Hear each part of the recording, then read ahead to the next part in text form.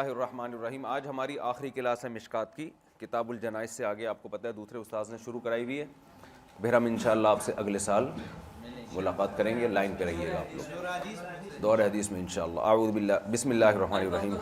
حدیث نمبر 1451۔ عن ابن جريج قال اخبرني عطاء عن ابن عباس وجابر بن عبد الله رضي الله عنهما قال لم يكن يؤذن يوم الفطر ولا يوم الاضحى۔ ان تینوں صحابہ سے مروی ہے کہ نبی صلی اللہ علیہ وسلم کے دور میں نہ عید الاضحیٰ میں اذان ہوتی تھی، نہ عید الفطر میں اذان ہوتی تھی، یہاں تک کہ اقامت بھی نہیں ہوتی تھی، نہ امام کے نکلنے کے بعد نہ امام کے آنے سے پہلے۔ چلیں آسان ہے، آگے حدیث نمبر 1454۔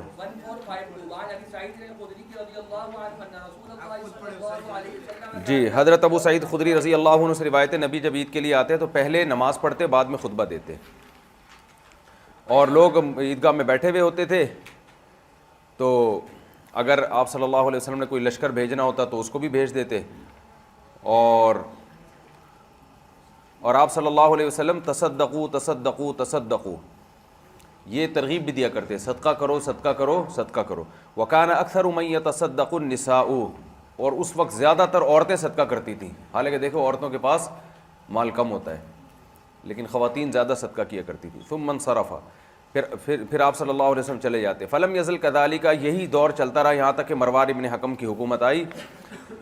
فخرجت مخاصرا مروانا، حضرت ابو ہریرہ فرماتے ہیں کہ میں، ابو سعید خدری رضی اللہ عنہ فرماتے ہیں میں مخاصر کہتے ہیں کسی کے ہاتھ میں ہاتھ دے کے چلنا، تو حضرت ابو سعید خدری مروان خلیفہ تھا، اس کے ہاتھ میں ہاتھ دے کے چل رہے تھے۔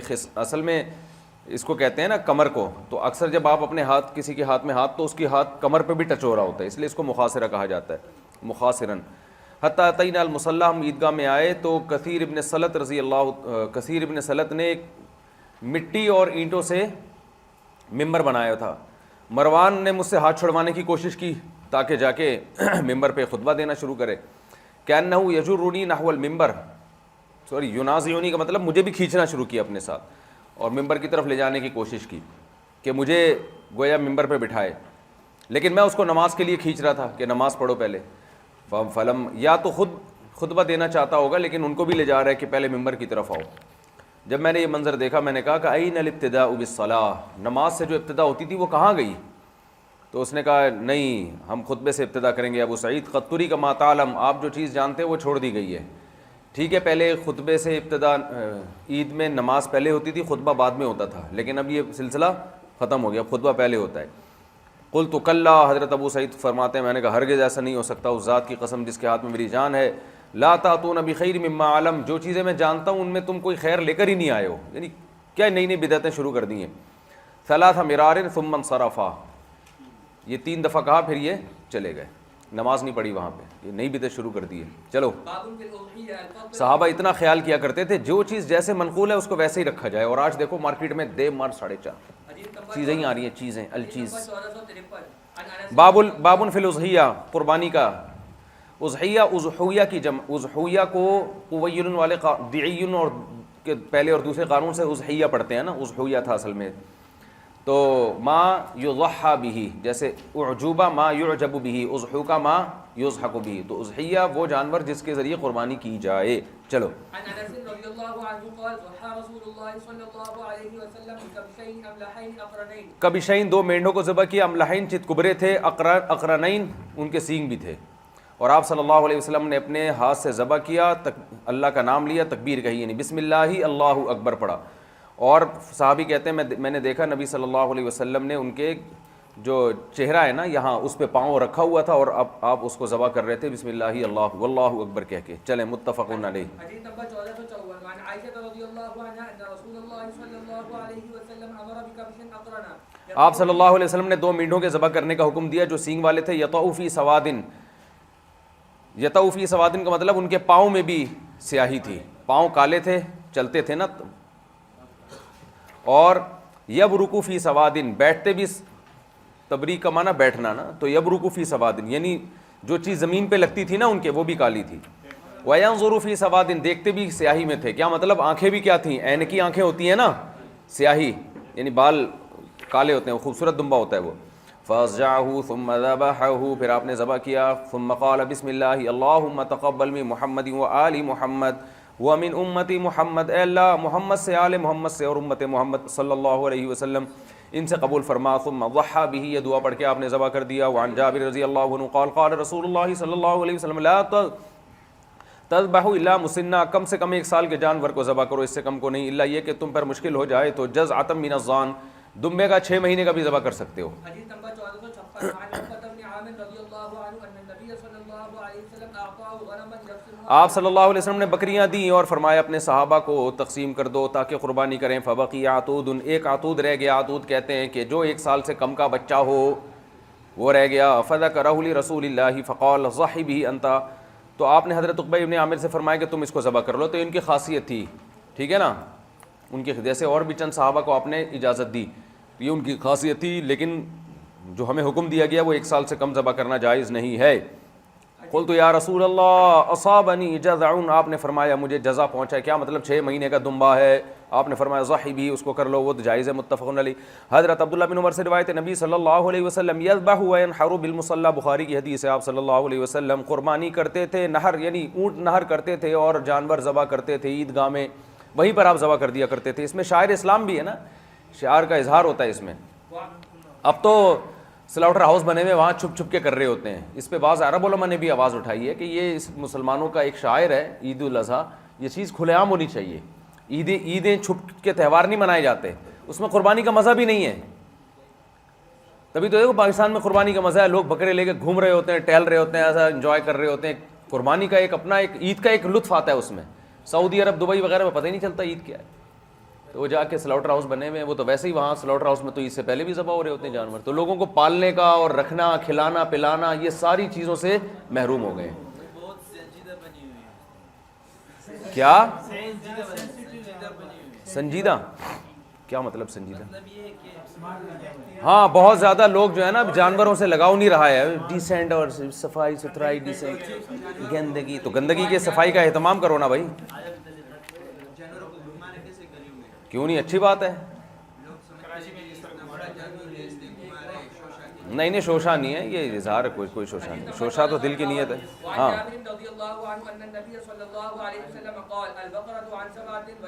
آپ صلی اللہ علیہ وسلم نے فرمایا گائے بھی 7 آدمیوں کی طرف سے اور اونٹ بھی 7 آدمیوں کی طرف سے. بعض لوگ اس کے قائل ہیں کہ اونٹ 10 آدمیوں کی طرف سے، وہ حدیث منسوخ ہے جمہور کے نزدیک. سمجھتے ہو؟ یا وہ مال اس میں غنیمت پر معمول ہے کہ غنیمت میں جو اونٹ والا ہے شاید اس کے 10 حصے ہوتے ہیں، کچھ اس طرح سے ہے، مجھے بھی یاد نہیں پوری بات. خیر بہرحال وہ روایت جمہور کے نزدیک منسوخ ہے. یہ حدیث زیادہ لائق عمل ہے.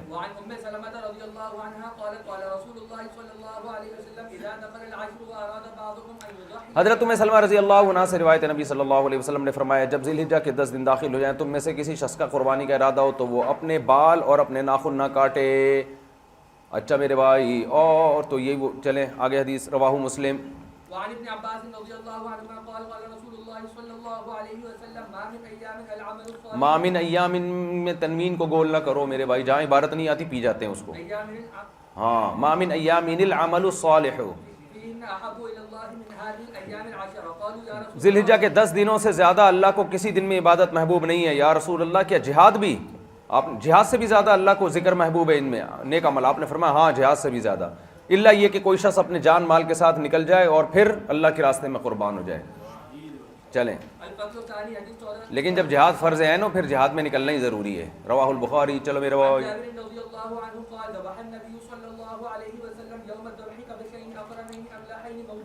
موجوعین کا معنی آپ نے خسی دمبے ذبح کیے.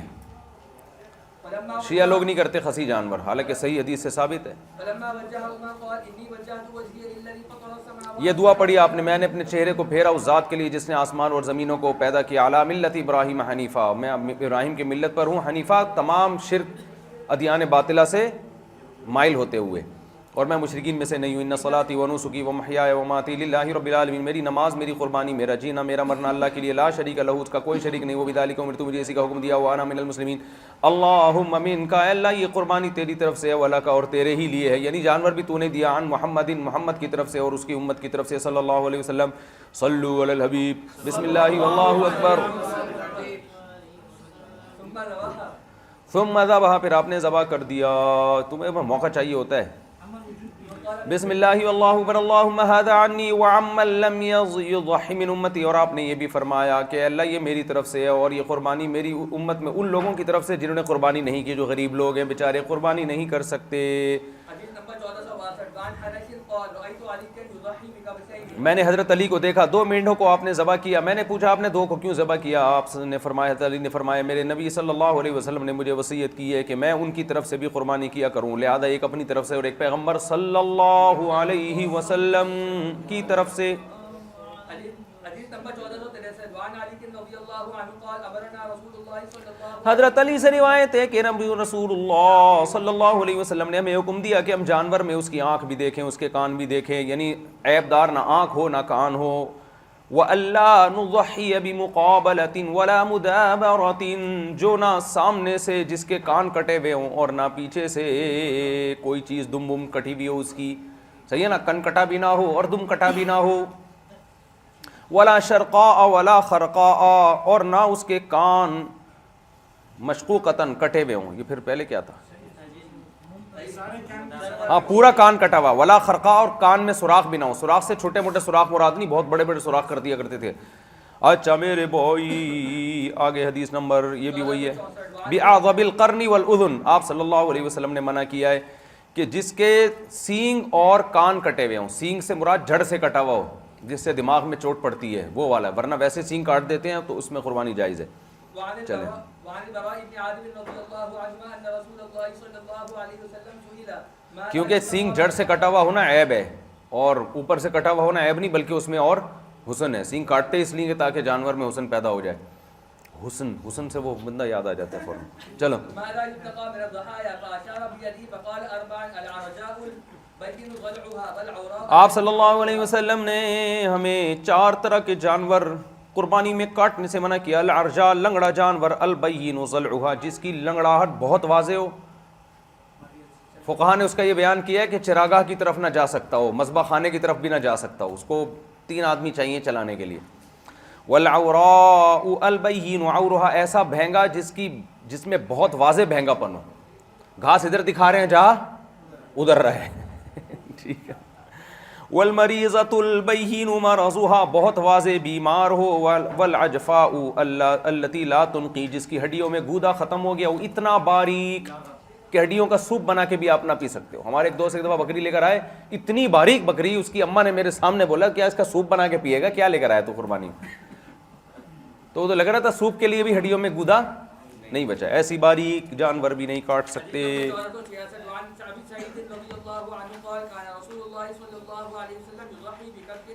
آپ صلی اللہ علیہ وسلم نے نر مینڈھا ذبح کیا، ینظر فی سواد جس کی آنکھوں میں سے آئی تھی۔ اینکی ہوتے ہیں نا دمبے، دیکھے ہوں گے آپ نے، سرگودا نسل کے بھی ہوتے ہیں اینکی، جن کو اینکی بڑے خوبصورت، میری دمبی اینکی ہے، ایسا لگتا ہے اینک لگایا ہوا اس نے، یوں کرے دیکھ رہی ہے، حقیقت ہے۔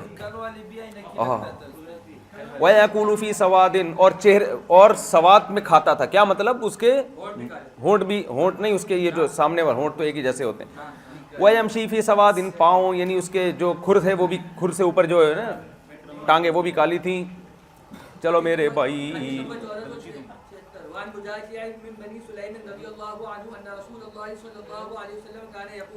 ان الجذع یوفى مما یوفى منه السنی، دمبے میں 6 مہینے کا دمبا بھی جو 1 سال کے بکرے کے برابر ہے، یعنی وہ اس کے قربانی بھی کافی ہو جائے گی۔ چلو وعن ابي هريره رضي الله عنه قال سمعت رسول الله صلی اللہ علیہ وسلم يقول نعم الاضحيه الجذع من الضأن، آپ صلی اللہ علیہ وسلم نے فرمایا ضان میں جو جزا ہے، مینڈا ہے، اس کی قربانی کیا ہی بہترین ہے۔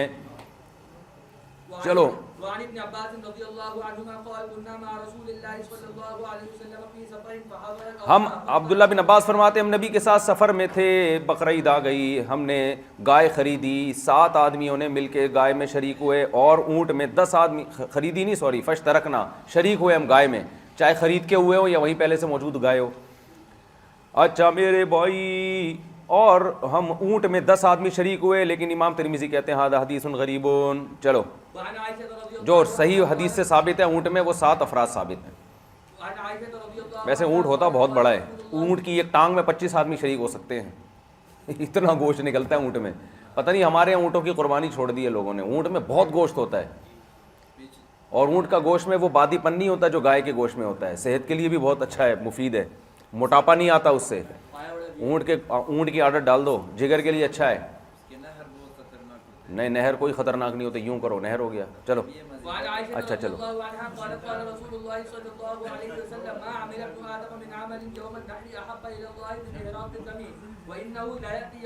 اور قیامت کے دن یہ قربانی کا جانور اپنے سینگوں, اپنے بال اور اپنے کھروں کے ساتھ آئے گا, اور جو جانور کا خون زمین پہ گرتا ہے وہ اللہ کے دربار میں قبول پہلے ہوتا ہے, زمین پہ بعد میں گرتا ہے. فطیبوا بہا نفسا, لہذا دل کی خوشی سے قربانی کیا کرو, پینلٹی سمجھ کے نہ کیا کرو کہ ایک مصیبت پڑ گئی ہے متھے, خوشی سے کیا کرو.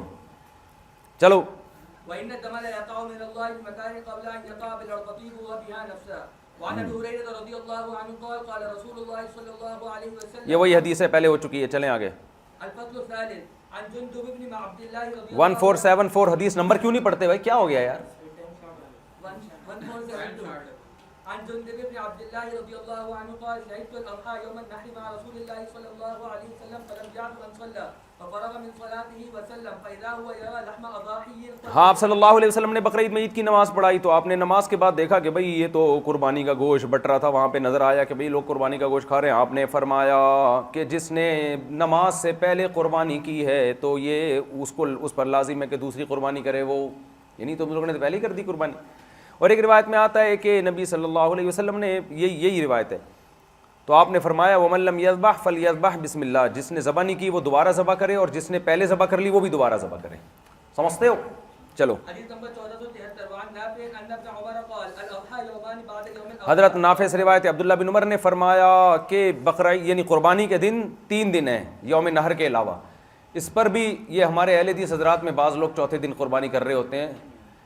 اس پر میں نے پوری تحقیق کی تھی, کہیں بھی ثابت نہیں ہے چوتھے دن, کسی بھی حدیث سے ثابت نہیں ہے, صحیح حدیث سے. اور صحابہ کا سب کا اجماع ہے کہ بقرعید کے صرف 3 دن ہیں. تو اتنی مضبوط دلیل کے بعد آپ چوتھے دن قربانی کر رہے ہو, اپنی قربانی کو بھی مشکوک میں ڈال رہے ہو, اختلاف کی امت میں آگ بھی لگا رہے ہو. بھائی پوری امت ایک طرف ہے تو آپ کہو گے ٹھیک ہے, اگر آپ کا خیال یہ کہ چوتھے دن بھی قربانی ہو جاتی ہے تو 3 دن بھی تو بہت ہے نا, آپ امت میں جوڑ پیدا کرنے کے لیے بقیہ 3 دن کر لو. بعض لوگ پورے نمائش کرتے ہیں چوتھے دن قربانی کر کے, جان کر چوتھے دن کر رہے ہیں, بنس روڈ پہ ہوتی ہے. آپ امت میں اختلاف بھی ڈال رہے ہو, فرقہ واریت بھی پھیلا رہے ہو, اور تمام صحابہ کو آپ ایک طرف رکھ رہے ہو. گویا ان کو قرآن مصنف ابن ابی شیبہ عبدالرزاق میں بہت ساری روایتیں ہیں صحابہ سے کہ قربانی کے صرف کتنے دن ہیں, 3 دن ہیں. تو یہ اچھا لیبل سب یہ لگاتے ہیں کہ ہم فرقہ واریت ختم کر رہے ہیں, قرآن و سنت پہ عمل ہو رہا ہے, ہم کسی فقہ شقہ کو نہیں مانتے, ہم سب کو ایک پہ لا رہے ہیں. ایک پہ نہیں لا رہے, آپ آگ لگا رہے ہیں. نہ دلائل ہیں آپ کے پاس, نہ صحابہ کے فتاوی ہیں آپ کے پاس, اور احتیاط کے بھی خلاف ہے. ایک ایسی عبادت ہے جو آپ اس کو شک میں ڈال رہے ہو آپ, اور 3 دن بہت ہیں کرنے کے لیے, اور ثواب کے بھی خلاف ہے. 3 دن قربانی جائز ہے, بہتر سب سے پہلے دن ہے, دوسرے دن اور کم ثواب, تیسرے دن اور, چوتھے دن تو مشکوک ہو گئی. اجماع امت کے غالباً ایک امام احمد بن حنبل کا ایک قول ملتا ہے چوتھے دن ہے, نہیں امام شافعی کا نہیں ہے, امام احمد بن حنبل کا قول. میں نے اس پہ تحقیق کی تھی, مجھے یاد پڑتے امام حنبل سے بھی ایک روایت ہے, لیکن صحابہ کا سارے کے سارے صحابہ اسی پر ہیں کہ 3 دن قربانی ہوتی ہے. کسی ایک سے بھی یہ مروی نہیں ہے کہ چوتھے دن بھی جائز ہے, نہ یہ مروی ہے کہ کسی صحابی نے کبھی چوتھے دن کسی نے قربانی کی ہو, کوئی ضعیف روایت بھی نہیں ہے. وہ ایام تشریق پر قیاس کرتے ہیں, اور ایک ضعیف روایت کہتے ہیں ایام تکبیرات تشریق چوتھے دن بھی چلتی ہیں. تو بھائی یہ تو عبادت ہے نا, اس میں تو جہاں جیسے منقول ہے اس کو. چلیں آگے. حدیث نمبر 1475 وعن ابن عمر رضی اللہ عنہما قال اقام رسول اللہ صلی اللہ علیہ وسلم بالمدینہ 10 سنین یضحی. انگریزوں نے ان کو اپنے دور حکومت میں بہت کہا جاتا ہے کہ سپورٹ کیا. اس کی وجہ یہ ہے کہ انگریز نے کوشش کی مسلمان جہاں جہاں جن چیزوں میں اتفاق ہے نا, کیونکہ بر صغیر میں پورا ایک فقہ حنفی چل رہا تھا اور کچھ شافی تھے, لیکن شافی اور حنفیوں میں کوئی لڑائی جھگڑا تھا نہیں, کیونکہ وہ کہتے تھے آپ بھی ٹھیک ہو, یہ کہتے تھے آپ بھی ٹھیک ہو, کیونکہ دونوں مجتہد کو فالو کر رہے ہیں. تو انگریز نے جہاں بھی کوشش کی ہے نا, جس محاذ پہ بھی مسلمان ٹوٹے اس نے پورا زور لگایا توڑنے کا. ان کو کسی بھی عنوان سے جھوٹا نبی کھڑا کر دیا, مرزا غلام احمد قادیانی, پرویزی فرقہ کھڑا کر دیا اس نے, وہ جو تھا منکرین حدیث. تو ہر لحاظ سے اس نے کوشش کی ہے مسلمانوں کو توڑنے کی. جب تک اسلامی خلافتیں تھیں یہ کوئی ان میں سے کوئی فرقہ پنپنے نہیں پایا. اب افغانستان میں بھی انہوں نے پابندی لگا دی ہے افغان طالبان نے کہ بھائی یہاں صرف فقہ حنفی چلے گا, باقی کچھ بھی نہیں چلے گا یہاں پہ. بہت سختی شروع کر دی انہوں نے. وجہ اس کی ہے کہ یار یہ اگر ہم اس طرح نہ کریں, یہ تو ہر آدمی ایک نیا فتویٰ بیان کر رہا ہے, ہر آدمی ایک, جیسے سعودی عرب کے سرکاری جو ٹی وی ہے, سرکاری نشریات ہے, وہاں سے صرف فقہ جو بھی جتنی سرکاری ادارے ہیں نا, وہاں سے صرف فقہ حنبلی کے مطابق بتایا جائے گا عدالتوں میں, اور یہ جو اہم پوائنٹ ہیں. وجہ اس کی ہے کہ اگر وہ بھی ہر ایک کو اجازت دے دیں قرآن و حدیث, پھر تو وہاں سے جدہ کا فتویٰ کچھ اور آ رہا ہے, مکہ کا کچھ اور آ رہا ہے, مدینہ کا کچھ اور آ رہا ہے, وہاں سے پھر گمراہ لوگ بھی پیدا ہوں گے. ہر گمراہ ایک نیا لیبل لگا کے, جیسے ہمارے غامدی صاحب بھی تو قرآن و حدیث کا لیبل لگایا ہوا ہے نا, تو عوام تو پاگل ہو جائے گی تھوڑے دنوں میں. تو جو چیز چلی آ رہی ہے صدیوں سے وہی ٹھیک ہے. حدیث نمبر 1476. ما رآہ المسلمون حسنا فہو عند اللہ حسن. چلو وعن زید بن ارقم رضی اللہ عنہ کچھ ہو رہا ہے, پیٹ میں مروڑ ہو رہا ہے. رسول اللہ صلی اللہ علیہ وسلم یا رسول اللہ کیا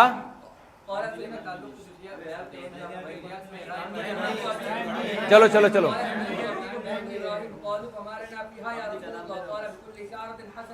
ہاں, قربانی میں ہمارے لیے کیا ہے یا رسول اللہ؟ آپ نے فرمایا ہر بال کے بدلے میں ایک نیکی. انہوں نے فرمایا اون میں, فرمایا ہر اون کے بال کے بدلے میں ایک نیکی. یعنی دمبے میں تو اون ہوتا ہے نا, بہت باریک بال ہوتے ہیں. باب العتیرہ الفصل الاول حدیث نمبر 477 عن ابی ہریرہ رضی اللہ عنہ عن النبی صلی اللہ علیہ وسلم اور لا فرع ولا عتیرہ. حضرت ابو ہریرہ فرماتے ہیں نبی نے فرمایا کوئی فرع نہیں ہے. فرع ہوتا عرب میں جو اونٹنی کا پہلا بچہ ہوتا تھا نا, وہ بتوں کے نام پہ وقف ہوتا تھا یا قربانی کر دیا کرتے تھے اس کی اللہ کے نام پہ.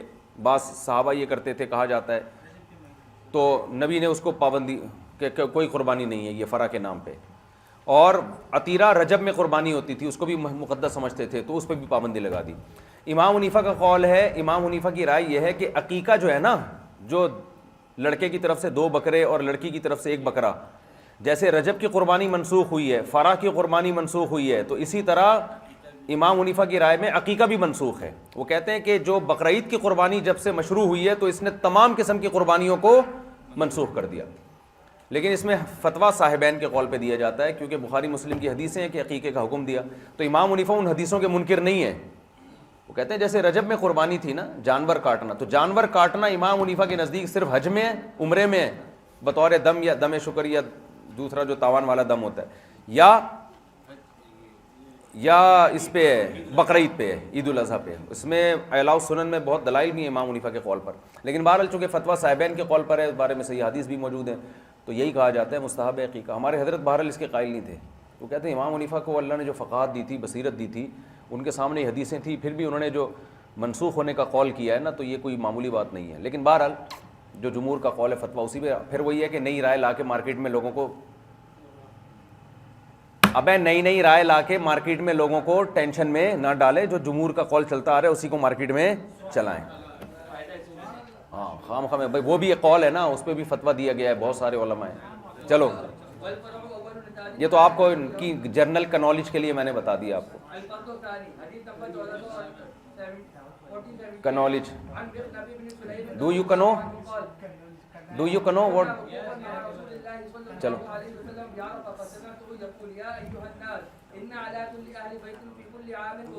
آپ صلی اللہ علیہ وسلم نے فرمایا ہر اہل بیت پر ہر سال میں 1 دفعہ قربانی ہے. علا کا لفظ وجوب کی طرف کی دلیل ہے کہ ہر اہل بیت پر, ہر گھر والوں پر قربانی واجب ہے. اس حدیث کی بیس پہ تینوں ائمہ اس طرف گئے ہیں کہ قربانی ہر گھر میں ایک ہوتی ہے, ہر فرد پہ واجب نہیں ہے. جبکہ حنفیہ کے نزدیک قربانی جو بھی صاحب نصاب ہے سب پر واجب ہے. اس کی دلیل یہ ہے کہ وہ حدیث میں جو آتا ہے نا کہ جو گنجائش پائے اور قربانی نہ کرے وہ عیدگاہ میں نہ آئے, تو اس میں آپ صلی اللہ علیہ وسلم نے ہر وہ شخص جس کے پاس گنجائش ہو اس کو حکم دیا. رام مسئلہ کہ اہل بیت کیوں, وجہ اس کی ہے کہ صحابہ کے دور میں جو بھی گھر کا سربراہ ہوتا تھا گنجائش اسی کے پاس ہوتی تھی, اور آج بھی ایسا ہی ہے. باقی تو سارے ماتحت ہوتے ہیں نا, چھوٹے ہوتے ہیں. وہ آج کل عورتوں کے پاس بہت زیور ہونا شروع ہو گیا, پہلے تھوڑی ہوتا تھا اتنا زیور خواتین کے پاس. تو ویسے بھی عبادت میں ایک عبادت دوسرے کی طرف سے کافی نہیں ہوتی. تو دونوں طرف دلائل ہیں, اور جہاں دلائل دونوں طرف ہوں تو اس میں احتیاط کے پہلو کو ترجیح دی جاتی ہے. تو ہم کہتے ہیں اس دور میں اہل بیت جس پہ قربانی واجب تھی تو اہل بیت, وجہ اس کی گھر کا سربراہ, اور آج بھی اکثر ایسا ہی ہوتا ہے کہ گھر کا سربراہ پر ہی واجب ہوتی ہے, عام طور پر وہی صاحب نصاب ہوتا ہے. چلیں الفصل الثالث حدیث 1479 عن عبد الله بن عمرو رضي الله عنهما قال قال رسول الله صلى الله عليه وسلم امرت بيوم الاضحى عيدا جعل نبی نے حکم دیا مجھے یوم اضحیٰ والے دن حکم دیا گیا کہ اس کو میں عید اپنی امت کے لیے عید قرار دے دوں. تو ایک صحابی نے عرض کیا یا رسول اللہ اگر مجھے کوئی منیحہ کہتے ہیں کسی نے کوئی گفٹ دیا ہو آپ کو, دودھ استعمال کرنے کے لیے بکری دے دی, بھائی تم کچھ دن رکھو دودھ پیو پھر واپس کر دینا, تو میرے پاس ایک بکری ہے دودھ کی کسی نے دی ہوئی تھی, کیا میرے پاس تو وہی ہے, تو آپ نے فرمایا نہیں وہ نہیں قربان کرو, وہ ظاہر ہے کسی اور کی ہے. پھر کیا کروں یا رسول اللہ, تو آپ نے فرمایا اپنے بال کاٹ لو, اپنے ناخن کاٹ لو اور اپنے مونچھیں تراش لو اور زیر ناف بال صاف کر لو, تو یہی تمہاری اللہ کی طرف سے قربانی ہو جائے گی. یعنی عید کے دن یہ سب تیاریاں کر لو, غریب آدمی کی یہی قربانی ہے. ٹھیک ہے, جس کے پاس قربانی کے لیے کوئی مال بھی نہیں ہے, بکرا بھی نہیں ہے. سمجھتا ہے کہ نہیں سمجھتا ہے؟ باب صلاۃ الخسوف الفصل الاول حدیث نمبر صلاۃ خسوف, سورج گرہن ہونا. عن عائشة رضی اللہ عنہا قالت ان الشمس خسفت على عهد رسول اللہ صلی اللہ علیہ وسلم. حضرت عائشہ فرماتی ہیں نبی کے دور میں سورج گرہن ہوا تو آپ نے ایک منادی کو بھیجا, صلاۃ جامعۃ, انہوں نے ندا لگائی نماز ہونے والی ہے. نبی صلی اللہ علیہ وسلم نے 4 رکعتیں پڑھیں. فصلی 4 رکعات فی رکعتین, 2 رکعتوں میں 4 رکوع کیے, یعنی پہلی رکعت میں 2 رکوع, دوسری رکعت میں بھی 2 رکوع, اور 4 سجدے کیے, یعنی 2 رکعتیں تھیں تو ظاہر ہے 2 رکعتوں میں 4 سجدے ہوتے ہیں. حضرت عائشہ فرماتے ہیں اتنا لمبا رکوع اور اتنا لمبا سجدہ کہ اس سے پہلے کبھی اتنا لمبا رکوع سجدہ نہیں کیا. متفق علیہ. اس حدیث کی بیس پر باقی ائمہ اس کے قائل ہیں کہ صلاۃ خسوف میں 2 رکوع ہیں, کوئی 4 رکوع کے بھی قائل ہیں, کیونکہ اس بارے میں روایات مختلف ہیں. حنفیہ کا نے اپنے اصول پر عمل کیا ہے کہ جب ایک ہی حدیث ہے اس کے بارے میں اضطراب پیدا ہو رہا ہے کہ کوئی 3 رکوع بیان کر رہا ہے, کوئی 4 رکوع بیان کر رہا ہے, کوئی 1 رکوع بیان کر رہا ہے, تو جو یقینی چیز ہے اس کو لے لیا جائے گا جو عام نمازوں کی کیفیت کے بالکل موافق ہے, اور جو عام نمازوں کی کیفیت کے خلاف حدیث ہے اس کو ترک کر دیا جائے گا, کیونکہ ایک پر جمع نہیں ہو رہے سارے راوی. تو اس میں اس بات کا امکان ہے کیونکہ اتنا لمبا رکوع ہوا تھا کہ اس بات کا خطرہ موجود ہے, اور ظاہر پہلے لاؤڈ اسپیکر نہیں تھا, مجمع بہت بڑا تھا, تو ہو سکتا ہے کہ بعض صحابہ نے سر اٹھایا ہو دیکھنے کے لیے کہ کہیں نبی رکوع سے اٹھ تو نہیں گئے ہیں, تو پیچھے والوں نے ان کو دیکھ کے اٹھ گئے ہوں, پھر دیکھا کہ نہیں بھائی رکوع میں دوبارہ چلے گئے, تو کوئی سمجھ رہا ہے 2 رکوع کیا, کوئی سمجھ رہا ہے 3 رکوع کیا, کوئی سمجھ رہا ہے 4 رکوع. تو اگرچہ بخاری مسلم کی حدیث ہیں لیکن اس بات کا امکان موجود ہے. تو حنفیہ کا ایک اصول ہے کہ جب ذرا بھی شبہ آ جاتا ہے تو جو یقینی چیز ہوتی ہے اس کو ترک نہیں کرتے, سمجھتے ہو. لیکن بہرحال دوسرا بھی قول ہے, دوسرے ائمہ اس کے قائل ہیں. اب آپ اس سے اندازہ لگاؤ کہ احناف بخاری مسلم کی یہاں 2 رکوع 3 رکوع والی حدیثوں کو ترک کر رہے ہیں اس بیس پر کہ وہ عام اصول کے خلاف ہے. جو یقینی ہے اس کو لے لو جو 1 رکوع والی ہے. تو آپ صلاۃ التسبیح پھر کیسے ہوگی, آپ خود یہ سوچ لو, حالانکہ اس کی تو بخاری مسلم کی بھی حدیثیں نہیں ہیں. نہیں آ رہی بات میرا خیال ہے.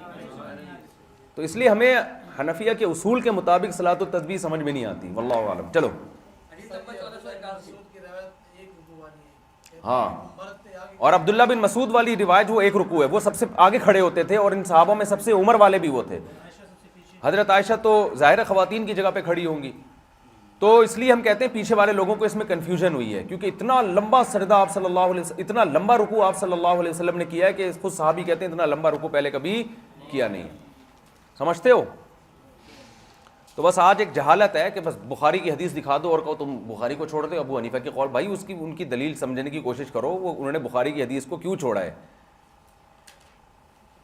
تو بس اپنی رائے دوسرے پر تھوپنا, تو وہ بھی حدیثی کی وجہ سے ترک کیا ہے. چلیں, اور عبداللہ بن مسعود کی جو روایت ہے, اس حناف کا تو اصول ہے جو فقیہ کی روایت ہے وہ غیر فقیہ پر اس کو ترجیح دی جاتی ہے, کیونکہ فقیہ صحابی وہ بات بیان کریں گے جس پر وہ فتویٰ بھی دے رہے ہیں, اور ضبط میں بھی وہ, یعنی ایسے وہ کیونکہ ان کا تو کام ہے نا فتویٰ دینا, تو مفتی جب کسی چیز کی پوری تحقیق کرتا ہے, تو عبداللہ بن مسعود تو صحابہ میں سب سے مشہور مفتی تھے, تو اس لیے بھی حناف نے ان کی روایت کو ترجیح دی ہے. چلے بھائی ڈبل ہے.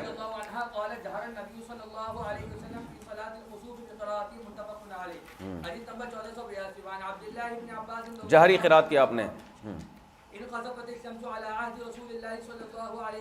سورہ بقرہ کی تلاوت کی اور بہت لمبا رکوع کیا, دوسری رکعت میں بھی بہت لمبا رکوع اور قیام. آسان ہے یار یہ حدیث, وہی ہے. چلیں, آسان حدیث. ہاں, پھر آپ نے یہ فرمایا کہ صحابہ نے پوچھا کہ اتنی لمبی نماز, آپ نے فرمایا کہ میں نے, صحابہ نے دیکھا کہ نماز میں آپ صلی اللہ علیہ وسلم تھوڑا آگے بڑھے ہیں پھر پیچھے ہٹے ہیں. تو صحابہ نے عرض کیا یا رسول اللہ آپ نے ایسا کیوں کیا. آپ نے فرمایا کہ میں نے جنت کو دیکھا اور اتنی میرے قریب جنت ہو گئی کہ انگور کی ایک بیل میرے قریب آ گئی تو میں نے ارادہ کیا میں اس کو لے لوں. اگر میں اس کو لے لیتا تو قیامت تک تم اس سے کھاتے رہتے, وہ کبھی ختم نہ ہوتی. اور میں نے آگ کو دیکھا اور اتنا عجیب و غریب منظر میں نے زندگی میں کبھی نہیں دیکھا, بہت ہی فظیع منظر تھا. وَرَأَيْتُ أَكْثَرَ أَهْلِهَا النِّسَاء, اللہ تعالیٰ نے نا اس نماز میں آپ پر عالم برزخ اور قیامت کے احوال آپ پر منکشف کیے, تبھی آپ نے بہت نماز ہم نے کبھی دیکھی نہیں.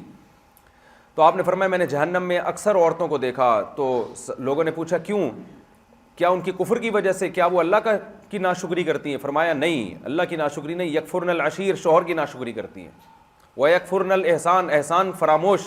لَوْ أَحْسَنْتَ إِلَىٰ إِحْدَاهُنَّ الدَّهْرَ, اگر تم ساری زندگی کسی ایک پر احسان کرتے رہو گے اور کبھی تم میں سے کوئی عیب نظر آ جائے تو کہیں گی ما رأیت منک خیرا قط, بننے کے ابا ہم نے آج تک آپ میں کوئی خیر دیکھی نہیں. شوہر کی ایسی ناشکری ساری زندگی کے, گیس کا بل میاں دے رہا ہے, بجلی کا بل میاں دے رہا ہے, گھر میاں نے پرووائڈ کیا ہوا ہے, بچوں کے اسکول کی فیسیں میاں دے رہا ہے, ایک دن اسکول لیٹ ہو گئی, اسکول کی فیس نہیں دے پایا وہ بیچارہ, ایک دن انڈے لانا بھول گیا. بھائی آج تک مننے کے ابا ہمیں آپ کے پاس سکون ملا نہیں ہے, ٹینشن کے علاوہ کچھ ملے, یہ ناشکری ہے. چلو یہ نہیں پتہ ہے منا بھی ان کی وجہ سے ملا ہے جس کے ابا کے آپ تانے دے رہی ہیں. چلو بھائی. نحو حديث ابن عباس رضي الله عنهما وقال ثم سجد فأطال سجودا ثم انصرف وقال انجلت الشمس فخطب الناس فحمد الله وأثنى عليه ثم قال إن الشمس والقمر آيتان من آيات الله لا يخصفان لموت أحد ولا لحياته فإذا رأيتم ذلك فادعوا الله وكبروا وصلوا وتصدقوا. ہاں آپ صلی اللہ علیہ وسلم کے بیٹے کا انتقال ہوا تھا نا ابراہیم کا, تو سورج بھی گرہن ہو گیا. تو لوگوں نے کہا کہ دیکھو اس دن جب کوئی عظیم شخصیت فوت ہوتی ہے تو پھر سورج گرہن ہوتا ہے, تو اللہ کے نبی کے بیٹے کا وصال ہوا اس لیے گرہن ہوا ہے. تو آپ نے فرمایا نہیں, یہ اللہ کی نشانیوں میں سے ایک نشانی ہے, اس کا کسی کی موت زندگی سے کوئی تعلق نہیں ہے. یہ دیکھو آپ کے سچے نبی ہونے کی کتنی بڑی دلیل ہے. جو جعلی پیر ہوتے ہیں, جھوٹے پیر ہوتے ہیں, وہ تو ایسے واقعات کو کیش کراتے ہیں, دیکھا یہ تو اس کی علامت ہے میں اللہ کا نبی ہوں, تبھی تو میرے بیٹے کی پیدائش پہ اللہ نے سورج کو بے نور کر دیا. لیکن آپ نے فرمایا ایسا کچھ بھی نہیں ہے, اس کا اس سے کوئی تعلق نہیں, اللہ کی نشانی, اللہ اپنی قدرت دکھاتا ہے. اور اس کی ایک سائنٹیفک لاجک بھی ہے. تو سائنٹیفک لاجک ہونا اللہ کی نشانی کے اگینسٹ نہیں ہے, سمجھتے ہو.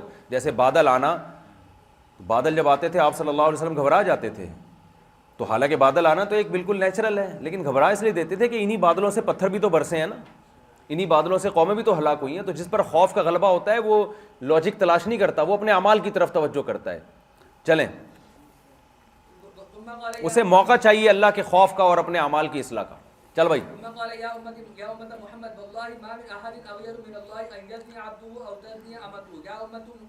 آپ صلی اللہ علیہ وسلم نے فرمایا کہ اے امت محمد, اللہ کی قسم اللہ سے زیادہ کوئی غیرت والا نہیں ہے اس وقت جب اللہ کا کوئی بندہ یا بندی زنا کرے. یعنی زنا پہ اللہ کو بہت غضب آتا ہے. اور جو باتیں آخرت کی میں جانتا ہوں اگر تم جان لو تو تم ہنسو کم اور رو زیادہ. اس لیے علماء کہتے ہیں تنہائی میں کچھ وقت نکال کے جہنم کو یاد کر کے آنسو بھی بہانے چاہیے. ہر وقت ہنسنا اور مزاح اور تفریح, اس سے انسان کا دل مردہ ہو جاتا ہے. ہمارے حضرت شعر پڑھتے تھے, عمر بھر ہم دن میں بلبل شب میں پروانہ رہے. دن میں بلبل کی طرح چہکو, راتوں کو پروانے کی طرح اللہ کے گرد گھومو جلو.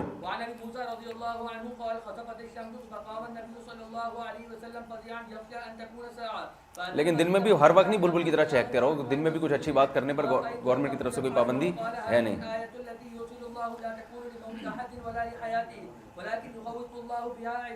چلیں آگے, وہی حدیث ہے, یہ وہی حدیث ہے جو میں نے بتا دی. اس میں 6 رکوع کا تذکرہ ملتا ہے. اس سے پچھلی والی حدیث میں 4 رکوع کا تھا, اس میں 6 رکوع کا, تو اضطراب آ گیا نا. چلیں اگلی میں 8 رکوع کا ترجمہ آ رہا ہے. چلیں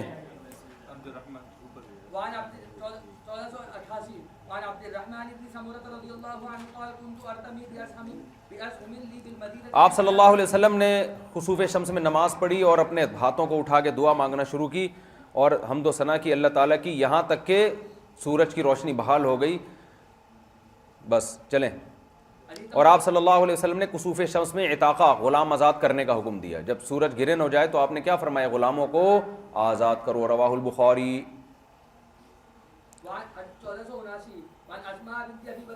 اب ہے صلاۃ کسوف. کسوف کہتے ہیں چاند گرہن ہونا, تو اس میں آپ نے نماز پڑھائی لا نسمع لہ صوتا, سری نماز تھی.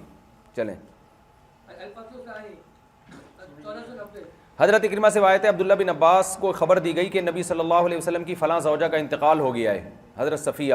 تو حضرت عبداللہ بن عباس سردے میں گر گئے. آپ کسی نے کہا کہ آپ اس وقت سردہ کر رہے ہیں؟ انہوں نے فرمایا کہ نبی نے فرمایا جب تم کوئی نشانی دیکھو تو سردہ کرو, اور اس سے بڑی کیا نشانی ہوگی کہ پیغمبر کی ایک زوجہ دنیا سے چلی گئی, یعنی علم دنیا سے جا رہا ہے آہستہ آہستہ.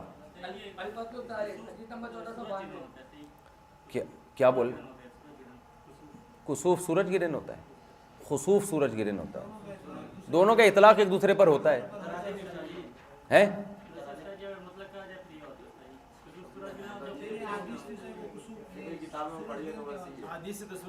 نہیں, یہ جو روایتیں ہیں نا مات اب ابراہیم, یہ سب یہ سورج گرہن ہونے کے وقت ہوا تھا. چلیں عن ابي بن كعب رضي الله عنه قال انكسفت الشمس على عهد رسول الله صلى الله عليه وسلم. چلو یہ بھی وہی حدیث ہے. حدیث نمبر 1493 نعمان بن بشیر رضی اللہ عنہ قال كسفت الشمس على عهد رسول. اس میں 5 رکوع کا تذکرہ ملتا ہے, 5 رکوع, کسی میں 4 رکوع, کسی میں 6 رکوع, کسی میں 5 رکوع. اضطراب آ گیا نا سند میں. باب وفي رواية أن النبي صلى الله عليه وسلم صلى حين انكسفت الشمس مثل صلاتنا يركع ويسجد ولو في أخرى أن النبي صلى الله عليه وسلم. حدیث نمبر 1493 اس میں آتا ہے کہ زمانے جاہلیت میں لوگ کہا کرتے تھے کہ کسی کی بڑے آدمی کے مرنے سے ایسا ہوتا ہے, تو نبی نے فرمایا نہیں, ایسا نہیں ہے, یہ تو صرف یہ اللہ کی نشانیوں میں سے ایک نشانی ہے جس کو جب اللہ تعالیٰ چاہتا ہے یہ نشانی دکھا دیتا ہے. تو جب بھی سورج یا چاند گرہن ہو تو فصلو, نماز پڑھو, ٹھیک ہے, جب تک وہ ختم نہ ہو جائے. اللہ کو یاد کرو. الفصل الثاني 1494 عن ابي بكر رضي الله عنه قال كان رسول الله صلى الله عليه وسلم اذا جاءه امر سرورا او يسر به. جب آپ کو کوئی خوشی کی بات پہنچتی ہے آپ سردے میں گر جاتے ہیں. بعض لوگوں نے کہا کہ اس سے سجدہ مراد ہے, بعض نے کہا کہ اس سے نماز مراد ہے, جو کنایا یعنی کنایا ہے نماز سے سردہ, تو پوری پراپر یعنی جز بول کے کل مراد ہے. تو دونوں جائز ہے, سجدہ شکر بھی جائز ہے. وعن ابي جعفر ان النبي صلى الله عليه وسلم راى رجلا من النغاشين فخر ساجدا. یہ کیا ہے نغاشی ہیں؟ بہت پس قد کا آدمی دیکھا. اچھا چلیں, حدیث نمبر 1496 تو ان کو دیکھ کے بھی آپ نے سردہ کیا.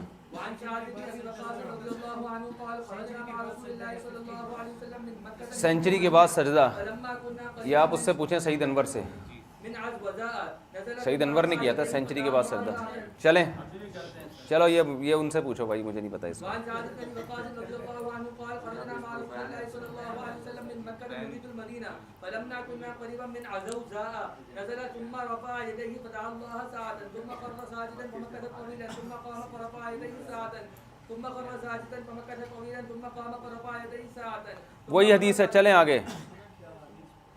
قال إني سألت ربي وشفاعة أمتي فأعطاني ثلث أمتي فخررت ساجدا لربي شكرا ثم رفعت رأسي فسألت ربي أمتي فأعطاني ثلث أمتي فخررت ساجدا لربي شكرا ثم رفعت. آسان حدیث ہے. باب الاستسقاء, بارش کا باب, پانی طلب کرنا, تو نماز استسقاء بھی ہے نا. چلیں عن عبد حديث نمبر 1497 عن عبد الله بن زيد رضي الله عنه قال خرج رسول الله صلى الله عليه وسلم بالناس الى المصلى يصلي فصلى بهم ركعتين جهر فيهما بالقراءة. آپ صلی اللہ علیہ وسلم میدان میں نکلے, 2 رکعتیں پڑھی, اس میں جہری قرات کی آپ صلی اللہ علیہ وسلم نے, اور اپنے ہاتھ قبلے کی طرف اٹھا کے دعا مانگی. دیکھو فرض نمازوں کے بعد اگر دعا مانگنا ثابت ہوتا, کوئی ایک روایت تو ہوتی نا اس طرح, جس طرح جب نماز استسقاء کی بات آتی ہے تو ہر حدیث میں آتا ہے آپ نے ہاتھ اٹھا کے دعا مانگی.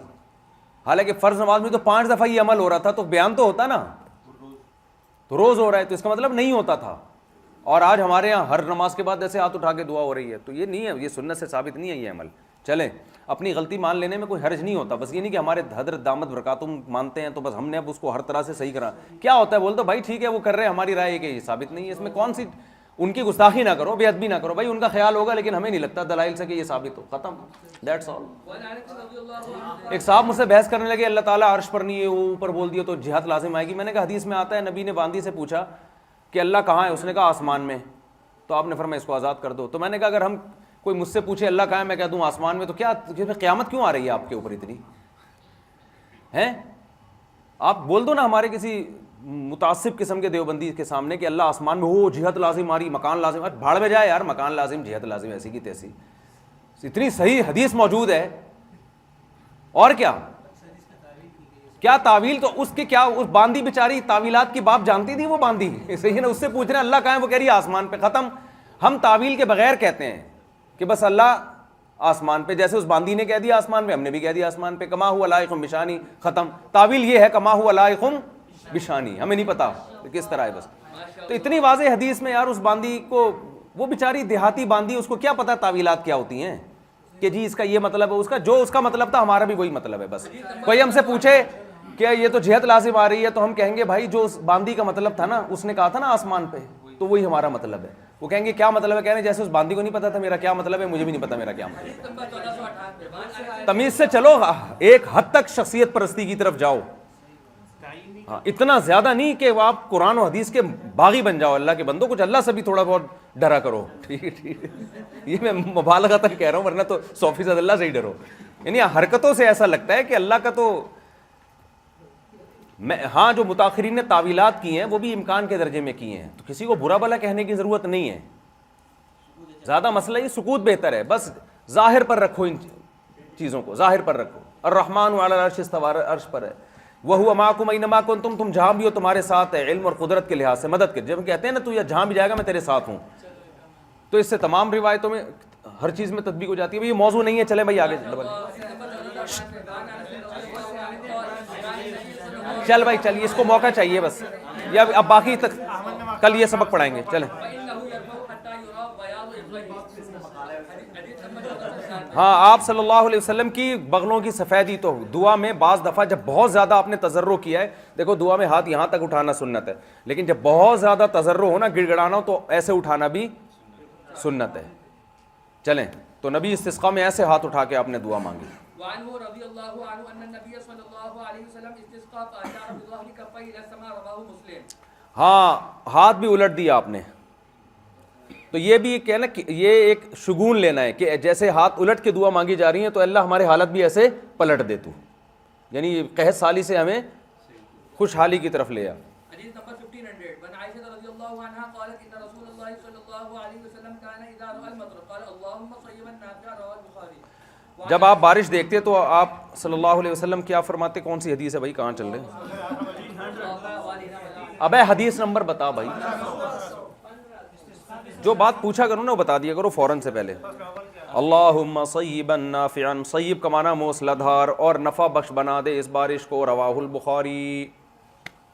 معذرت ابے تبے سے میں نے بات کی آپ سے. چلو چل بھائی اسپیڈ اسپیڈ.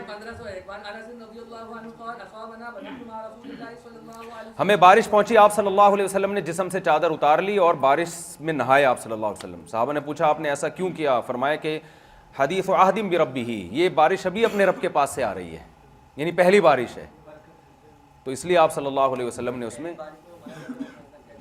اور بھائی یہ سائنٹیفک چیزوں کے لحاظ سے نہیں دیکھا جائے گا اس کو، ٹھیک ہے، پہلی بارش میں وہ رطوبات آ رہی ہوتی ہیں، اس لیے آپ نے کہا کہ بھائی اللہ کی طرف سے رحمت کا اظہار ہوا ہے تو اس لیے سے میں نہا رہا ہوں. چلیں چلو. اور کیا ہو جائے گا پہلی بارش میں نہا کے اوپر سے کثافتیں آ کے وہ بارش سے پانی سے دھل دھل کے، تو کیا ہو گیا جائے گا اس میں؟ کوئی نقصان نہیں ہے پہلی بارش میں نہانے کا. ہاں یہ ضرور ہے کہ پہلی بارش سارے گرد و غبار کو زمین پہ لے آتی ہے، تو وہ آپ کے اوپر لے آئے گی تو پھر بھی پھسل جائے گا، وہ رہے گا تھوڑی. کبھی دیکھا پہلی بارش میں نہا کے آپ میلے ہو گئے ہو؟ کبھی دیکھا؟ چلو نہانا ہے نہاؤ، نہیں تو رہنے دو. آپ نے نماز استسقاء میں حول رداءہ، چادر کو بھی پلٹا ہے. دایاں چادر کا پلو بائیں پہلو سے بغل سے لے جا کے یہاں ڈالا اور یہ والا یہاں ڈالا. شاید اس میں بھی حکمت تھی کہ یہ حالات کو پلٹنے کہ ایک اللہ کی رحمت کو متوجہ کرنے کے لیے کہ جیسے چادر ہم نے پلٹ کے ڈالی ایسے ہی ہمارے حالات بھی پلٹ دے. شاید اس کا یہ مقصد ہو. دھاریوں دار، سیاہ دھاریوں دار آپ پر چادر تھی، وہی کام کیا آپ صلی اللہ علیہ وسلم نے، اس کو چادر کو الٹ دیا. چلیں حدیث نمبر 1504.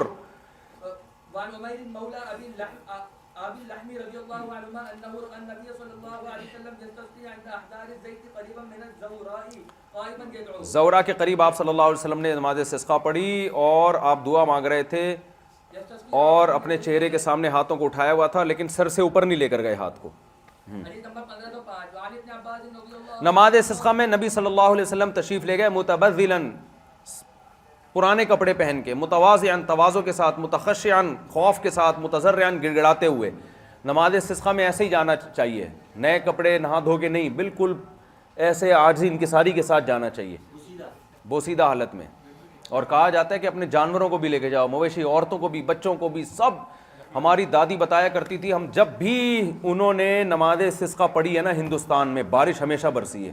میں نے اپنے براہ راست اپنی دادی سے واقعات سنے, اور صرف اپنی دادی سے نہیں اور بھی لوگوں سے ہندوستان میں, کہ جب بھی علماء گئے ہیں نا نماز استسقاء کے لیے. ہماری دادی تو یہاں تک بتاتی تھی کہ جب قحط پڑنا شروع ہوتا تھا ہندوستان میں, ہم لوگ سہارنپور میں نکلتے تھے. یہ جو مظاہر علوم میں دیوبند کے بڑے بڑے علماء تھے, اور دارالعلوم دیوبند میں یہ سارے علماء جمع ہوتے تھے, تو ہم نکلتے تھے میدانوں میں. تو وہ بتاتی ہیں ہم دیگیں چاول کی اور تمبو ومبو لے کے جاتے تھے. اتنا یقین ہوتا تھا کہ دعا کے بعد بارش ہوگی, تو پہلے سے تمبو کا انتظام کرتے تھے کہ بارش ہوگی تو گیلے ہو جائیں گے. اور پھر جیسے ہی بارشیں برستی تھی دیگیں کھلتی تھیں اور چاول چلتے تھے. ادھر توجہ کرو, بھی ٹائم کم ہے بھائی. تو میں نے اور بھی لوگوں سے واقعات سنے ہیں. ہمارے پڑوس میں ایک رہتے تھے, ڈاکٹر صاحب کے بیٹے تھے, وہ بھی ہندوستان سے آئے. انہوں نے کہا, میں نے ان کو اپنی دادی کا واقعہ سنا ہے. کہہ رہے تو ہم نے خود دیکھا اپنی آنکھوں سے. کہہ رہے ہم ایک دفعہ استسقاء کے لیے گئے, نماز استسقاء پڑھنے کے لیے. سنو ادھر. تو کہتے ہیں کہ ہم جب جا رہے تھے نا, ہندو کہہ رہے تھے یہ موصلے پانی برسانے جا رہے ہیں. تو کہہ رہے ہم نے وہاں دعا مانگی ہے. ہمارے امام صاحب, شدید گرمی تھی نا, سورج کی تپش تھی, امام سردے میں گئے, ہم بھی. اتنا لمبا سردہ کیا, کہہ رہے ہماری کمر جو ہے نا وہ چمڑے کی ہو گئی, اتنی لمبا سردہ. اور پھر جو انہوں نے دعائیں مانگی ہے رو رو کے, دعائیں ایسے خاندانی مانگی جاتی تھی. کہہ رہے اتنا روئے, بادل کا ایک ٹکڑا آسمان پہ نہیں تھا. کہہ رہے اتنا روئے, اس امام نے دعا مانگی کہ اللہ جب تک ہٹوں گا نہیں جب تک بارش نہیں برسے گی. کہہ رہے ہیں رلا رلا کے نا سب ادموئے ہو گئے. اور جہاں دعا سے فارغ ہو کر واپسی شروع کی ہے, دھڑا دھڑ بارش. تو کہہ رہے ہیں ہم جب آ رہے تھے, ہندو کہہ رہے تھے موصلے جو ہے نا, مسلمان کو موصلے کہتے ہیں, موصلے دیکھو بارش برسا کے آ گئے. یہ ہوگی, وہ تو بوڑھے آدمی تھے جو مجھے اپنا واقعہ سنا رہے تھے. یہ بہت ہوئے ہیں. ہمارے شیخ حضرت مفتی رشید احمد صاحب کا واقعہ ہے. حضرت کہتے ہیں کراچی میں قحط کا سما ہو گیا تھا, بالکل بارش نہیں ہو رہی تھی. تو میں نے مفتی محمد شفیع صاحب رحمۃ اللہ علیہ سے کہا کہ نماز استسقاء ہونی چاہیے. تو مفتی شفیع صاحب نے کہا آج کل لوگ ان آداب کے ساتھ نماز پڑھتے نہیں, بارش ہوگی نہیں, مذاق اڑے گا نا. تو حضرت فرماتے ہیں, میں نے کہا کہ حضرت ہمارا تو ہمیشہ مشاہدہ جب بھی نماز پڑھی ہے بارش ہوئی ہے, اور ہم ایک لوگوں کے میں خشوع و خضوع نہیں ہے, تو اس کی وجہ سے ایک سنت عمل کیسے چھوڑ سکتے ہیں. تو پھر مفتی شفیع صاحب راضی ہو گئے, فرمائے چلیں. تو حضرت نے, ہمارے شیخ نے نماز استسقاء پڑھوائی. حضرت فرماتے ہیں نماز کے بعد تیسرے دن جب پڑھائی ہے نا, تیسرے دن بادل آئے, دے مار 4:30, تو بارش شروع. تو نبی کے دور میں بھی ایسا ہی ہوا. آگے حدیث آ رہی ہے کہ دیہاتی آئے, نبی سے عرض کیا یا رسول اللہ نماز استسقاء. آپ نے نماز استسقاء پڑھی, اتنی بارش ہوئی ہے کہ آپ نے کہ ہوا لینا اللہ اب ہمارے ارد گرد لے جائے اس کو. تو یہ ایک ایسی چیز ہے جو فوراً نظر آتی ہے, بشرطے کہ گناہوں سے توبہ کرو. آج نماز استسقاء کے لیے جاؤ گے, لوگ اینڈرائڈ موبائل لے کے جائیں گے, وہاں بھی اپنی سیٹنگ ہی چلا رہے ہوں گے, اور خواتین جائیں گی میک اپ کر کے, زینت اختیار کر کے, لپسٹک پاؤڈر لگا کے. تو اس لیے خشوع و خضوع ختم, گناہوں سے استغفار توبہ مارکیٹ سے گئی شارٹ. اس لیے اب دعائیں قبول نہیں ہوتی, دعاؤں میں جان ختم ہو گئی ہے. چلو آگے. ہمارے اپنے اندر خشوع نہیں ہے, دوسروں پہ کیا ہم طنز کریں یار. چل بھائی.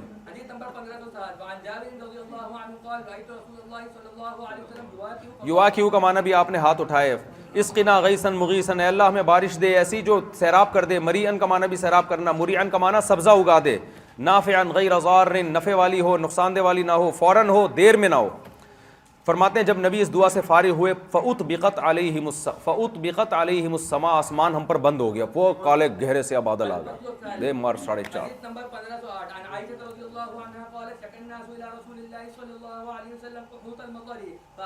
لوگوں نے نبی کو کہا کہ بارش ختم ہو گئی ہے. امرا بممبرن, آپ نے ممبر کا حکم دیا اور مصلی میں لے جا کے ممبر رکھوایا گیا. آپ نے لوگوں کو بلایا, ایک خاص ٹائم کا وعدہ کیا کہ سب لوگ اس ٹائم پہ وہاں پہنچ جاؤ. سب نکل آئے.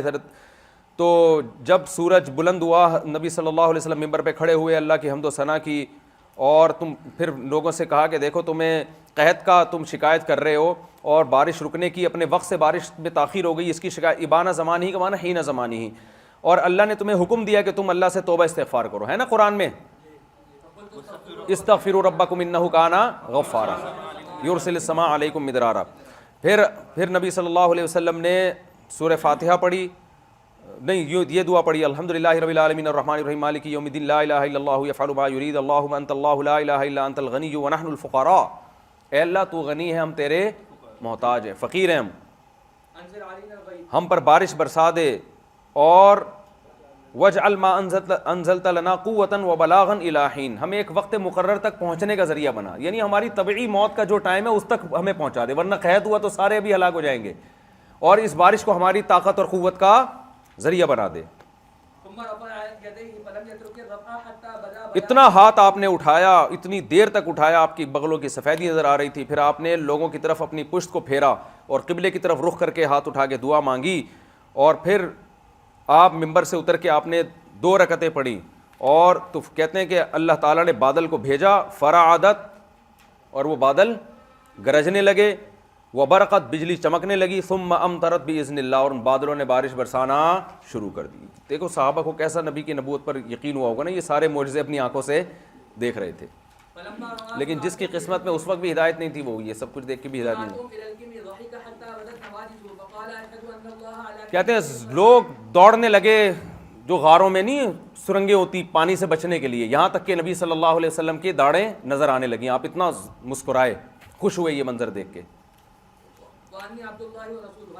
اور آپ نے کہا میں گواہی دیتا ہوں کہ اللہ ہر چیز پر قدرت رکھتا ہے اور میں اللہ کا بندہ اور اس کا رسول ہوں۔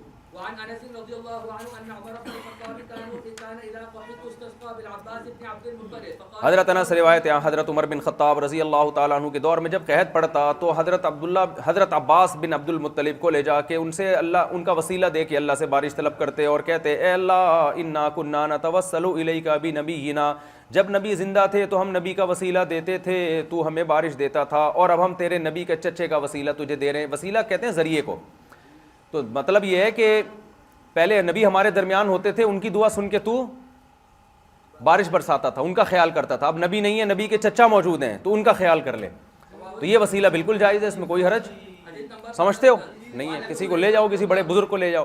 یہ جو تھا نا، یہ کیا نام ہے یار، سلطان محمد فاتح جس نے قسطنطینیہ فتح کیا ہے، یہ جنگ میں اپنے ساتھ کسی بزرگ کو لازمی رکھتا تھا، کسی اللہ والے بزرگ کو، کہ ہمارے کسی گناہ کی وجہ سے اگر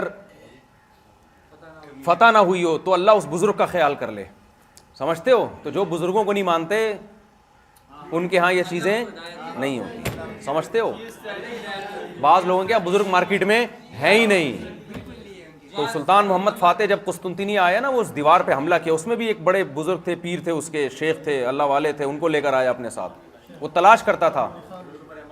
چلو، ان کا کام لڑنا نہیں ہوتا تھا، ان بوڑھے بزرگ کا، ان کا کام آپ ہماری جماعت میں رہیں بس۔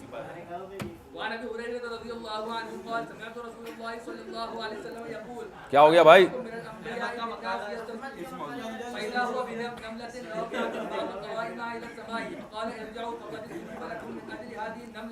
ہاں، چیونٹی کو دیکھا جو اپنے پاؤں کو، ایک نبی نے دیکھا چیونٹی کو دیکھا جو اپنے 2 پاؤں پہ کھڑی ہوئی ہے، اللہ سے دعا مانگ رہی ہے، کو معجزاتی طور پر اللہ نے دکھایا، تو نبی نے ان پیغمبر کا واقعہ بتایا، تو وہ پیغمبر اس چیونٹی کو دیکھ کے واپس ہو گئے، انہوں نے کہا کہ اس چیونٹی کی دعا سن کے اللہ بارش برسا دے گا۔ پچھلی امتوں کا واقعہ۔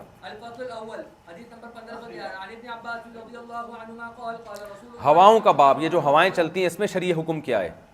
عبداللہ بن عباس فرماتے ہیں نبی صلی اللہ علیہ وسلم نے فرمایا اللہ نے باد صبا کے ذریعے میری مدد کی ہے، اور دبور جو ہوا ہے اس میں اللہ نے قوم عاد کو ہلاک کیا۔ باد صبا وہ ہوتی تھی جو مشرق سے چلتی تھی، ایک منٹ دوبارہ دیکھ لیں اس کو، یعنی مدینہ میں جو مشرق سے چلتی تھی ہے، تجیء من قبل ظہرک اذا استقبلت القبلہ، مدینہ میں جب قبلے کی طرف رخ کر کے کھڑے ہوتے تھے نا، تو وہ جو قبلے کی طرف رخ کر کے جو ہوا چلتی تھی وہ باد صبا تھی، تو وہ برکت والی ہوا تھی، اور جو اس کے اگینسٹ میں آتی تھی وہ باد صبور تھی، وہ بیماریاں لے کے آتی۔ تو اللہ نے جو قوم عاد کو ہلاک کیا وہ دبور کی۔ تو اس سے پتہ چلتا ہے کہ ہواؤں سے بھی بڑا فرق پڑتا ہے، کس سمت میں چل رہی ہے، وہ ہر علاقے کی الگ ہوتی ہے۔ چلیں،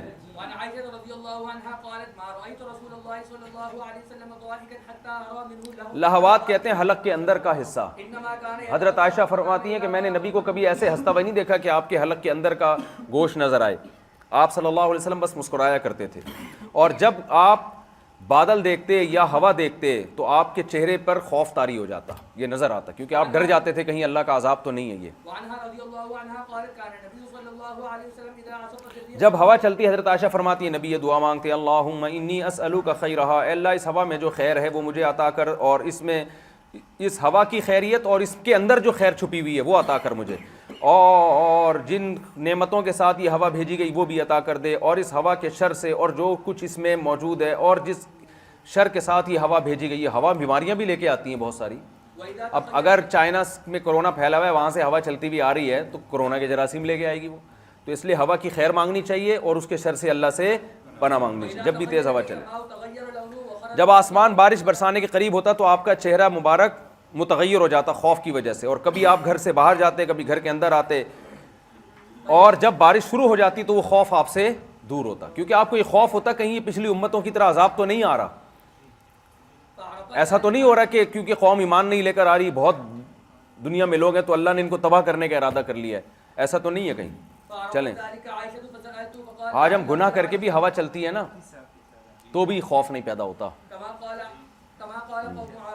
ادھر توجہ رکھو بھائی بس. تو آپ صلی اللہ علیہ وسلم، حضرت عائشہ فرماتی ہے جب میں نے نبی کی یہ کیفیت دیکھی کہ اس طرح بادل آ رہے ہیں اور ہوا سے آپ کا چہرہ خوف سے متغیر ہو رہا ہے، تو حضرت عائشہ نے وجہ پوچھی تو فرمایا کہ نبی صلی اللہ علیہ وسلم نے یہ آیت پڑھی فلما رأوه عارضا مستقبل اودیتهم قالوا هذا عارض ممطرنا، کہ جب قوم عاد پر بھی بادل آئے تھے نا گہرے تو وہ کہنے لگے بارش ہے برسے گی، تو وہ اس کو ایک نارمل وہ لے رہے تھے، حالانکہ اس میں کیا تھا عذاب تھا. تو یعنی بے فکری سے منع کیا گیا ہے کہ آپ اتنے خوش نہ رہیں کہ آپ جو بھی بادل آ رہے ہیں تو لازمی خیر ہی کا پیغام لے کر آ رہے ہیں. چلیں وعن ابن عمر رضی اللہ عنہما قال قال رسول اللہ صلی اللہ علیہ وسلم مفاتيح الغیب خمس ثم قرأ ان اللہ آسان ہے. حضرت ابو ہریرہ سے روایت ہے نبی صلی اللہ علیہ وسلم نے فرمایا تھا لیست السنۃ باللہ تمطر، قحط یہ نہیں ہے کہ بارش نہ ہو، لیکن قحط اصل میں یہ ہے کہ بارش ہو اور پھر بارش ہو لیکن زمین نباتات نہ اگائے، یہ بے برکتی والی بارش ہو. الفصل الثاني حديث نمبر 1516 عن ابي هريره رضي الله عنه قال سمعت رسول الله صلى الله عليه وسلم يقول الريح من روح الله، ریح من روح اللہ، روح اللہ کا معنی اللہ کے سانس میں سے ہے، یہ اللہ کی ذات میں سے ہے. کیا مطلب اللہ کی طرف سے، اس کی کنٹرول کس کے ہاتھ میں ہے؟ اللہ کے ہاتھ میں. تاتی بالرحمت و بالعذاب، کبھی رحمت کے ساتھ آتی ہے کبھی عذاب کے ساتھ آتی ہے، لہذا اس کو برا بلا مت کہو ہوا کو. جب طوفان آتا ہے نا لوگ طوفان کو برا بلا کہنا شروع کر دیتے ہیں، بلکہ اللہ سے اس کی خیر طلب کرو اور اس کے شر سے اللہ سے پناہ مانگو. دعا مانگنے کا ٹائم ہوتا ہے جب ہوائیں چل رہی ہوں. وعن ابن عباس رضی اللہ عنہما ان رجلا لعن الريح عند النبي، ایک شخص نے نبی کے سامنے ہوا کو لعنت کی، آپ نے فرمایا ہوا کو لعنت نہ کرو اس لیے کہ یہ اللہ کی طرف سے مامور ہے، وانه من لعن شيئا ليس، اور جو کسی ایسی چیز کو لعنت کرے جس کی وہ مستحق نہ ہو تو وہ لعنت دوبارہ لوٹ کر لعنت کرنے والے کی طرف آتی ہے. وعن ابي بن كعب رضي الله عنه قال قال رسول الله صلى الله عليه وسلم لا تسبوا الريح فاذا رايتم ما تكرهون فقولوا اللهم انا نسالك من خير هذه الريح وخير ما، یہ وہی حدیث ہے. چلیں آگے حدیث نمبر 1519. وعن ابن عباس رضی اللہ عنہما قال ما هبت ريح قط الا جثى النبي صلى الله عليه جب بھی تیز ہوا چلتی آپ صلی اللہ علیہ وسلم گھٹنوں کے بل بیٹھ جاتے اور اللہ سے دعا مانگتے اللہ اس کو ہمارے لیے رحمت بنا اور عذاب نہ بنا، اس کو ریاح بنا اور ریح نہ بنا. ریح اکثر عذاب شر والی ہوا کے معنی میں استعمال ہوتی ہے اور ریاح اکثر خوشخبری والی جو بارشیں برسانے والی رحمت والی. چلیں ابن عباس في كتاب الله تعالى پھر عبداللہ بن عباس نے قرآن کی آیت کی تلاوت کی حدیث سنا کے کہ پچھلی امتوں پر عذاب ہواؤں کے ہی آئے ہیں. انا ارسلنا علیہم ریحا صرصرا وارسلنا علیہم الریح العقیم، بانجھ ہوا بھیجی اللہ نے پچھلی امتوں پر جو خیر سے خالی تھی، ارسلنا الرياح لواقع اور اچھی ہوائیں بھی اللہ بھیجتا ہے جو بادل لے کر آتی ہیں جو خوش سالی ختم کرنے کا ذریعہ بنتی ہیں. چلیں وعن عائشة رضي الله عنها قالت كان النبي صلى الله عليه وسلم إذا أبصر ناشئا من السماء عن السحابة ترك عمله، حضرت عائشہ فرماتی ہیں جب نبی صلی اللہ علیہ وسلم آسمان میں بادلوں کو آتا ہوا دیکھتے اپنا ہر کام چھوڑ کر اللہ کی طرف متوجہ ہوتے اور یہ دعا مانگتے اللهم اے اللہ اس میں جو شر ہے میں اس سے تیری پناہ مانگتا ہوں. فإن كشف، جب اگر وہ شر دور ہو جاتا تو آپ اللہ کی حمد و ثنا کرتے اور بارش ہو جاتی تو پھر یہ دعا مانگتے اللہ اس بارش کو ہمارے لیے نافع بنا. کتنا دعائیں سکھائی گئی ہیں موقع موقع پہ. اور جو ملحد لوگ ہیں کافر لوگ ہیں وہ ہر چیز، دیکھو یہ ڈاکومنٹریز بھی بناتے ہیں نا، ایک دفعہ اللہ کا نام نہیں لیتے. کائنات کی جب وسعتوں کا تذکرہ کریں گے آدمی کے منہ سے غیر اختیاری طور پہ سبحان اللہ نکل رہا ہوتا ہے کہ یار کیسی کائنات بنائی ہے، لیکن ان کے زبان سے بھولے سے بھی نہیں نکلتا. یہ دل کی سختی کی علامت ہے، دل کے پتھر ہونے کی علامت ہے. ایک ملحد نے ابھی ایک ڈاکومنٹری بنائی کائنات کی وسعتوں کو دکھا رہا ہے، یہ ایسے تھی یہ یوں. اب تو آدمی کا لوگ کہہ رہے ہیں یار تو کسی اسی کے چاہنے والے نے کمنٹ کیے ہوئے تھے, کسی نے کہا یار کبھی ایک پوری اس میں ایک دفعہ تو اللہ کا ذکر کر دے کہ کتنا خدا کتنا علی کل شیء قدیر ہے جس نے.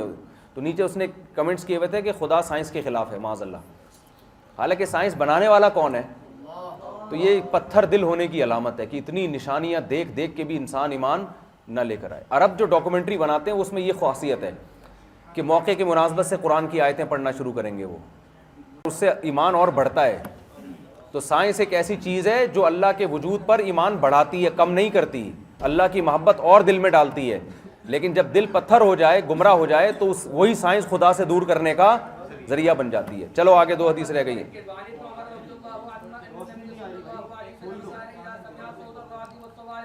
بجلی کے کڑک بادلوں کی آواز سنتے تو آپ صلی اللہ علیہ وسلم یہ دعا مانگتے, اللہم لا تقتلنا بغضبک, اے اللہ اپنے غضب سے ہم کو ہلاک مت کر, ولا تہلکنا بعذابک, اپنے عذاب سے ہم کو ہلاک نہ کر, وعافنا قبل ذالک, اس سے پہلے پہلے ہمیں معاف کر دے.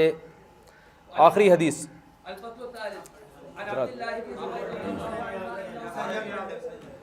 حدیث نمبر 1544, عبداللہ ابن زبیر رضی اللہ عنہما سے روایت ہے, انہ کان اذا سمع الرعد ترک الحدیث, عبداللہ بن زبیر رضی اللہ تعالی عنہ جب بادلوں کی کڑک کی آواز سنتے تو بات چیت کو بند کر دیتے اور اللہ کا ذکر کرتے, ایسے سبحان الذی, یوں ذکر کرتے پاک ہے وہ ذات, یسبح الرعد بحمدہ, بادلوں کی کڑک جس کی حمد کے ساتھ اس کی تسبیح بیان کرتی ہے. یعنی یہ جو بادلوں کا گرجنا یہ اللہ کی کبریائی بیان کر رہا ہے. والملائکۃ من خیفتہ, اور فرشتے بھی اللہ کی کبریائی بیان کرتے ہیں اس کے خوف سے. رواہ مالک. سبحانک اللہم و بحمدک نشہد ان لا الہ الا انت نستغفرک و نتوب الیک.